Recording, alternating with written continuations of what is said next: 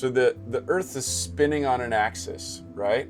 And then it's going around the sun. So if you just think about it going around the sun, it's literally spiraling like this, going around the sun. And then the solar system is spiraling around the galaxy, around, the Milky Way. And then the Milky Way is spiraling and moving out in space. So there's literally this natural spiral that's always happening in the entire universe, including the Earth and including yourself. Everything is fractal. Everything is always connected to, the patterns are connected. So today's video is a breakdown of the principles for holistic success that I've developed over the last, say 30 years.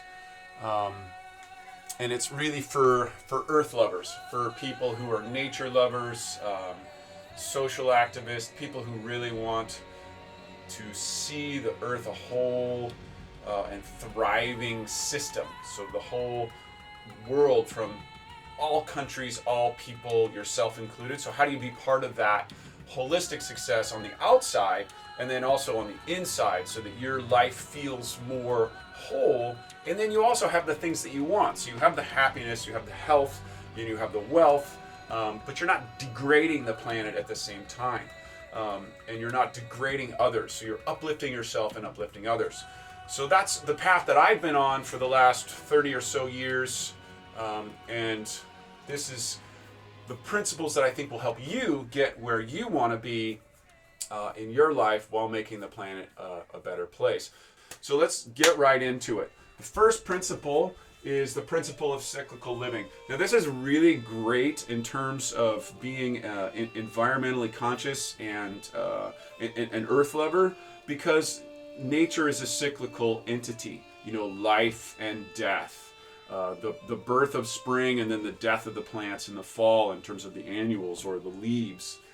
So what's really important to notice is that your life is going to be cyclical, and a lot of times we're in this sort of linear, patriarchal sense of living in which we think that we have to produce the same amount of output on every day, and life just doesn't work that way. And there's the cycles of your life, the seasons of your life where you're young and you have more vitality and more testosterone and estrogen and lots more hormones and lots more chaos in terms of like where you're going emotionally. And then it sort of evolves into, where I'm at 54, it's starting to sort of level off and smooth out. And you don't want to fight those patterns. You want to allow those things to happen. So this is just, the way I've characterized this here is a sort of an emotional cyclical pattern. So the next screen is going to be solar and lunar and those kind of cycles. But in an emotional cyclical pattern, like you're going to be tired sometimes, obviously. You're going to be energized other times.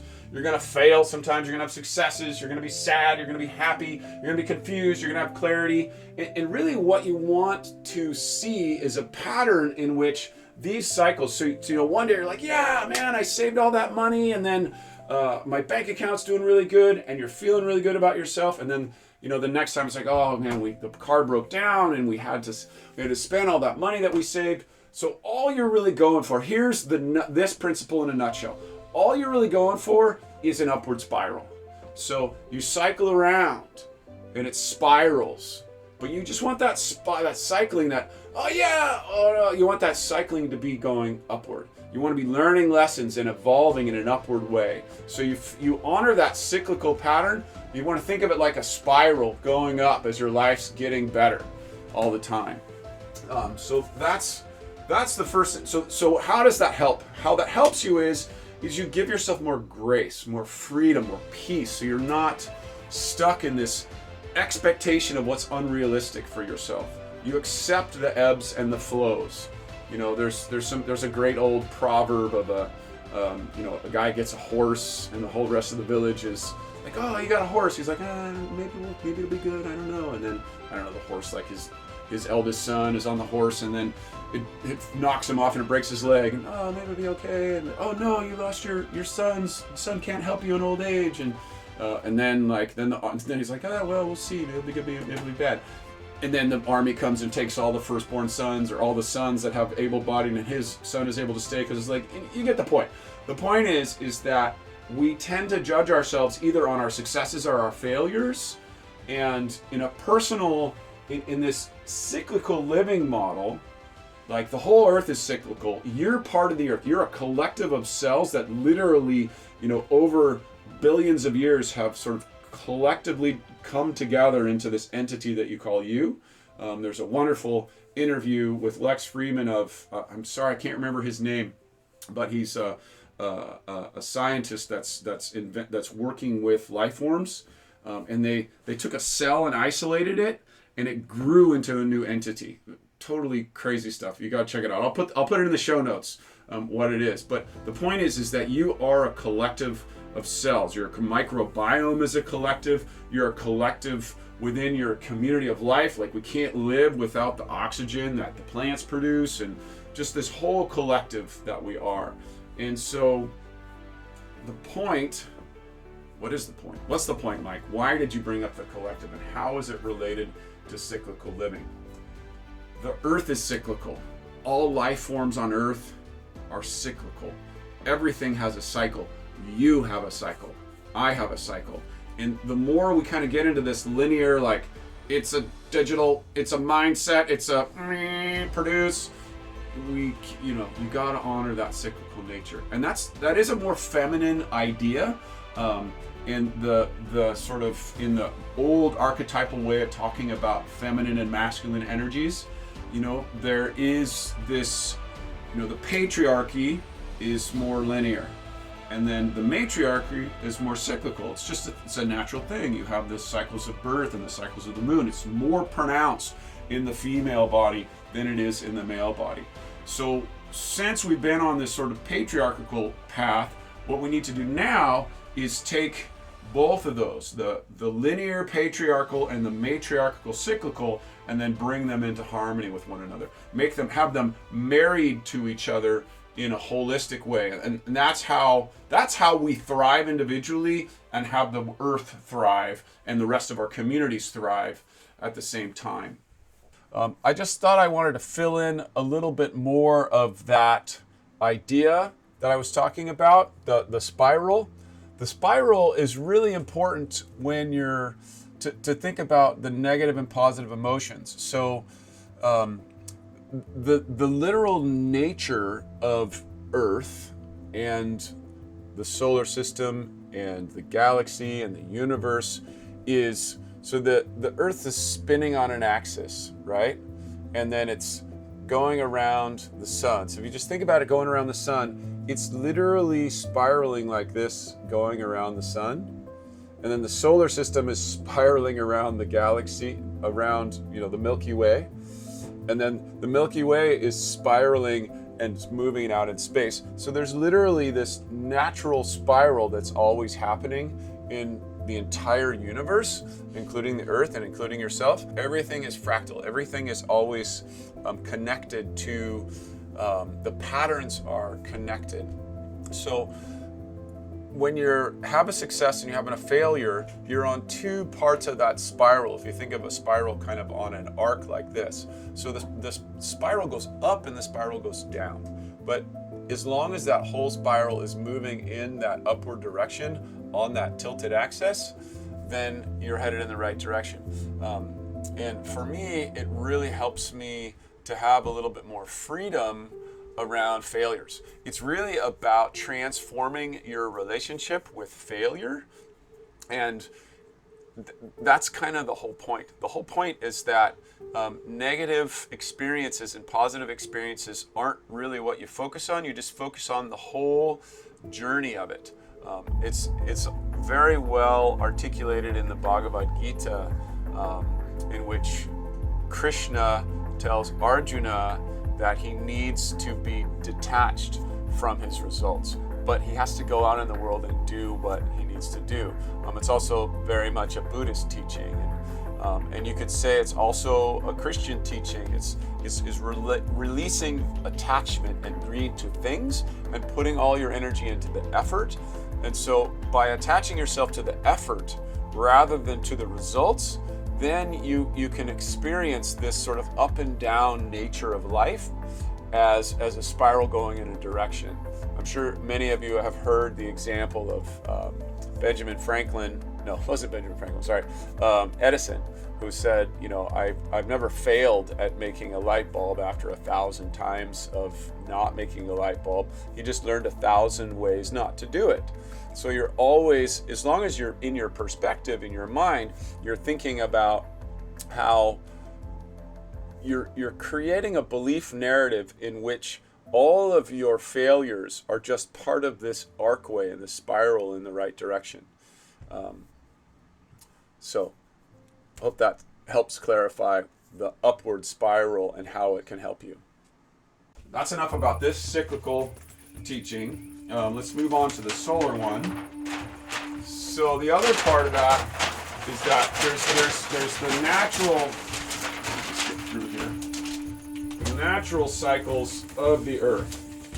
And those cycles are always affecting you. What I've done for me, what's really helped me in my life, so and I hope this will help you too, is society and your role in society is going to demand you to live a particular way.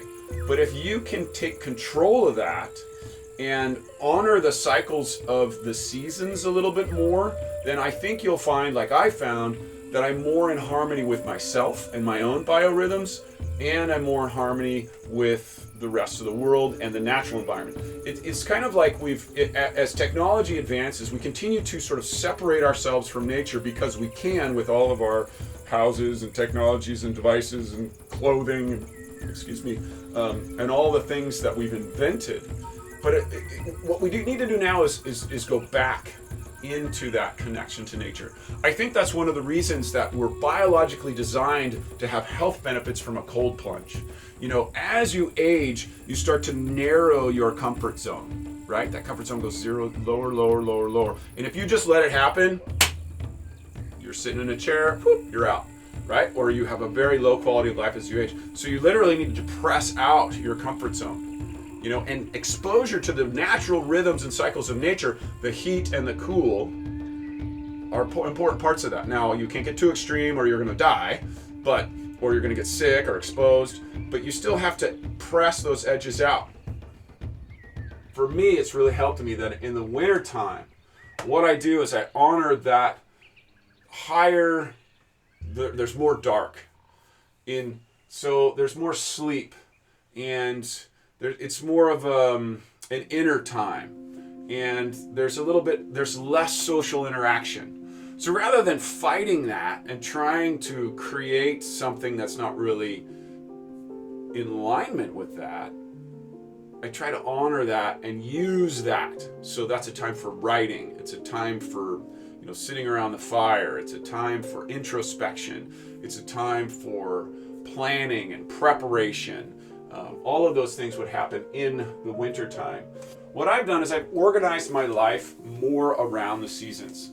So, obviously when I'm in my garden, I'm planting and prepping soil, and I'm planting seeds in the spring, and I'm tending to those seeds, and then we're starting to harvest, and we're making sure that we water things, and then in the fall we're going into processing, and then in the wintertime we're storing and repairing, and so on the homesteading type lifestyle, those are all sort of inherent. So that's one of the reasons that I chose to go back to a homesteading style lifestyle, is to be more in touch with the seasonal flows of work and the seasonal flow of life. And in the midwinter, there's a lot less outdoor activity just naturally. And then on an inner level, I spend more time planning, reflecting, resting, studying. I always notice that in this time of the year, this springtime, I get more ideas, I'm more inspired by stuff. But then I also need to find, so let's say I'm gonna write a book or make a class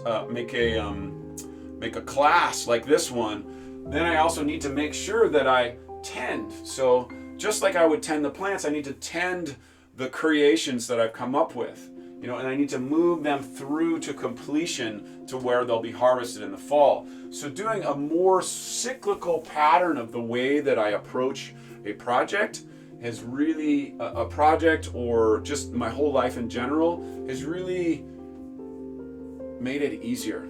And it feels like it's just, there's less resistance.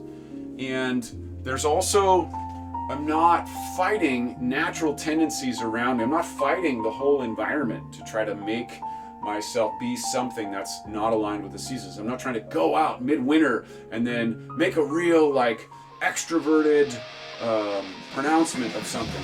I'm doing that more towards the fall, the spring and summer and then the fall.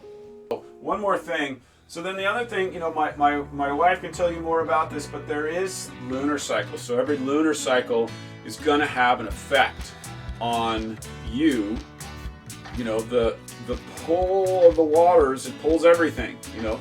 It pulls the waters in the plants, it pulls the waters in the body. I mean, I don't know if you've heard that statistic that in some hospitals and care centers where people are, you know, they can't move around that much, that during full moons, statistically, they fall out of bed a lot more. But there is a physiological change in the pull of the gravitational pull on the fluids in your body. So it's subtle, but it definitely has an impact. And it definitely has an impact. There's also the women's cycle with all of their hormones. That's a whole other universe that I don't really know anything about. My wife will tell you all about that. But living according to that, if you are a woman and you are having those cycles, those are going to have a huge impact on your energy level, your focus, your mood, and just allowing that to be part of your cycle. My wife has reported to me that has really freed her up from having this sort of linear expectation of how she's supposed to produce and operate and feel. And then the same thing on your energy cycle. I think that's the next principle. You have a different cadence of energy throughout the cycle of the day. So every day you're going to have a different cadence of energy. And let's move on to the next principle. Next principle is this. We'll skip this one for now and go down to the personal energy principle. So as you're going through the day, each one of us has a different flow of energy today. And I'd like to take it even one step farther. Okay, so just hear me out. You are different people at different energy states of the day. You are not the same person when you are tired as hell. You're not the same person as when you're fully energized. Those two people are almost diametrically opposed to one another. They think differently, they act differently, they walk differently, they're less funny or more funny, they're more negative, they're more positive. You're different people. So there's this idea that somehow we're supposed to always be the same, but we're really not. And that's, I don't know that I made it a specific principle, but let's call it a sub-principle of this principle. If you relate to yourself as many different personalities that are integrated, that are trying to integrate into a whole self, you're gonna be so much better off. Because if you're trying to always think that you're like one exactly the same self, it's like, this is me, then all those different parts of yourself that feel a little bit different than that are gonna make you feel a little crazy at times. So I like to give them names. So for example, we got Sleepy Carl. I got that from a comedian who's super funny. He talks about how Sleepy Carl just makes bad decisions. Just, I don't want to do anything right now. And then Scattered Sam and Angry Adam, like, oh man. And then what's another one? Lonely Lou. You know, all of these people, all these different parts that they want to make different, they do make different decisions. They believe in different capacities that you have. They don't operate the same. So what you have to do, there's two ways that people handle this. One way is that you start to crack yourself apart and you start to build up narratives that separate out these parts of yourself and justify them, and they literally start to fragment. and you become a less holistic being. You become more, those parts of yourself that you don't like, that you don't want to acknowledge, Sleepy Carl, you don't want to acknowledge Scattered Sam or Lonely Lou, you start to fragment them and justify them as not parts of yourself. You'll either blame others or blame yourself. So you either go in an overconfident state about who you are or an underconfident state. I'll bring that principle up later. But in order to really be free and have a holistic and healthy relationship with yourself and others, you want to take all those different energy bodies, all those different energy states, and try to find a center that they can all revolve around. So Carl Jung calls it, the integrating of the self, and it's a lifelong process. You're never there. You're always evolving in that way. So, for example, Sleepy Carl has powers. He's slow. He's steady. He's meditative. Make sure that you're well rested. Angry Adam is strong. He's a risk taker. He wants to get things done. What was the other one? I wrote it down. Sorry. And Lonely Lou, he's like making sure that your emotional needs are met, that you're getting the love that you need. And Peaceful Pete, that's a new one. I didn't say that earlier. Peaceful Pete, calm, steady, relaxed, integrated. A lot of people think like you just always want to be in that place. You don't. You just allow them all to hold their space.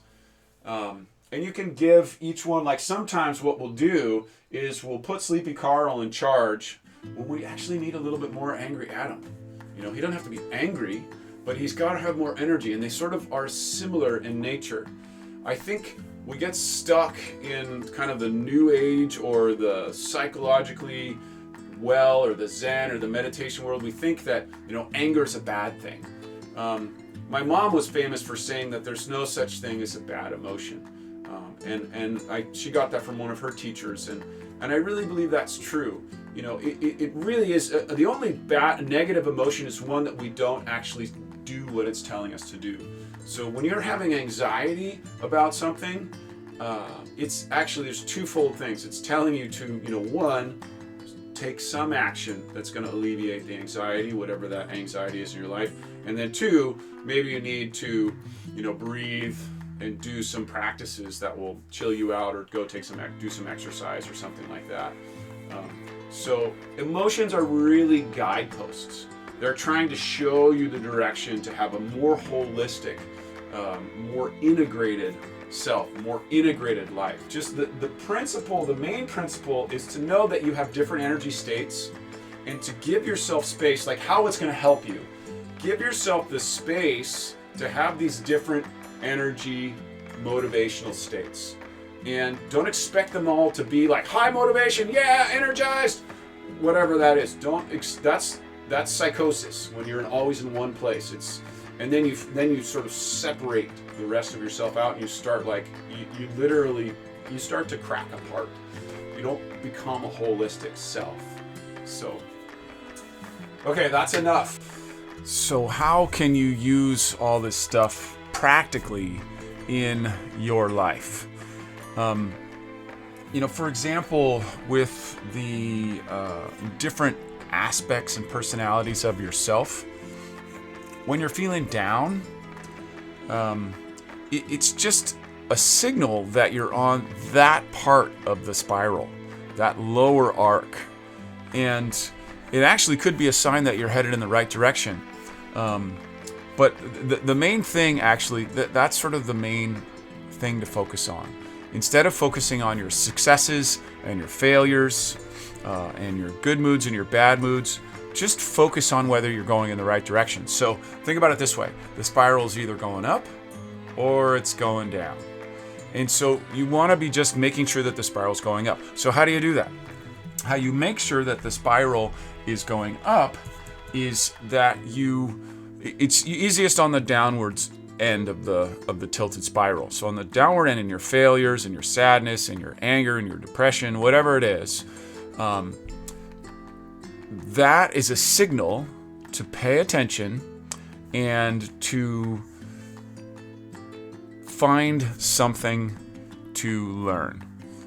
So you don't even have to get the lesson right. You just have to pay attention. So when you're in those down points, you want to pay attention. I mean, you want to always be paying attention, but in the down points especially, when you pay attention, and then just come up with like, well, you know, for example, yesterday I was trying to film this part, and this is a super simple example, and I didn't do a sound check. And so I did, you know, what I thought was a wonderful 10-minute talk, and there was no sound. And so that's real simple. So the lesson is to do a sound check, right? So I do a sound check. So I did a sound check today, and here I am. I'm back on camera. But then the next part of that, which this is what most people miss. They're like, you know, I'll learn my lessons and then wonder why do I keep repeating the same mistake? You know, a lesson learned is only valuable if it's committed to action. So the other thing that's really important to focus on is making committed thoughts, is taking committed action. And how you do that is you try to find little tiny things that you can do today. And you can make a big plan. You can do a big planning thing if that's the type of person you are. I'm not a huge planner. I'm a medium planner. So taking little actions today that are in alignment with the lesson that you've learned are critical to keeping that spiral going upward. So in that simple example, I didn't do a sound check. I committed to doing a sound check today. Now I may forget again and make the same mistake again, but if I do that enough times in a row and do the committed action next time and stay in action with that committed action, then the spiral is going to keep going upwards. It's only when we don't actually stop and reflect on our lessons that the spiral can go downward. I'm not saying that this is going to solve all your problems, but for those of you that are at a healthy level of brain function and body function, that are just in the everyday struggles that we all struggle with, this really can help you give you grace and peace and keep you moving in that right direction.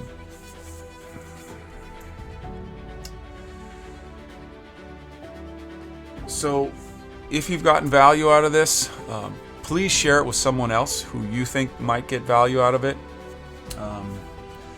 Leave questions in the comment section. This is part 1 of this series, so I'll do my best to integrate the questions into part 2 of the series, and that the more comments and questions that you guys leave, the better material I can make, because this is a conversation, it's a dialogue, it's not just me talking. It seems like it's just me talking, but it's really just me talking and you listening, and the more we're interacting with one another, the better the conversation gets. That really is a principle which I'll talk about in a future episode, that the best, most dynamic solutions in your life, they happen in dialogue. They happen in a balanced, energetic communication.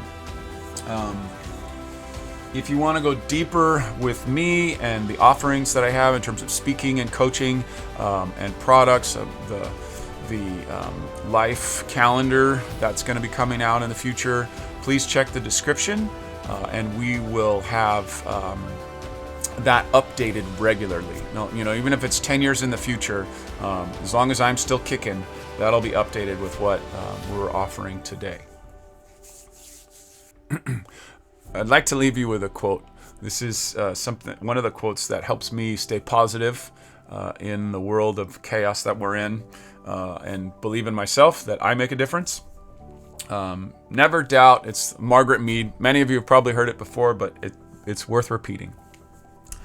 Never doubt that a small group of thoughtful, committed citizens can change the world. Indeed, it's the only thing that ever has.